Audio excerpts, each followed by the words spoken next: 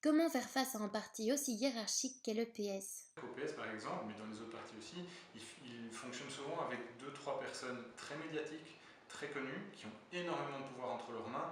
Nous pensons, d'une façon générale, à l'extérieur comme à l'intérieur, que le pouvoir, il vaut mieux qu'il soit dans le plus de mains possible.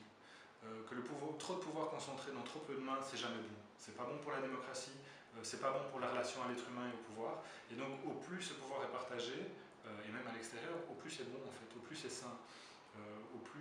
Voilà, au plus on est dans une démocratie qui fonctionne bien. Et donc chez Écolo, la difficulté que nous avons évidemment, c'est que du coup la personnalisation de la politique se fait moins que dans les autres partis. Et ça, c'est une équation très difficile chez nous, parce qu'on est dans une société médiatisée où on cherche voilà, qui vont bien incarner, etc. Mais du coup, ça ne pèse pas.